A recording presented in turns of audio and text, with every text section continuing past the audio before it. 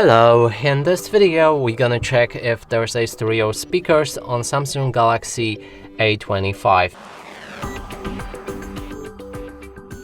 And to do this, first we'll need to play some music, cover each of the speakers with our fingers. If the sound is coming from both of the sources, this speaker right here, which is a phone call speaker, and the speaker on the bottom, which is your main speaker, that means this device does have the stereo speakers. If the sound is coming from one speaker, that means it doesn't. So let's try it out.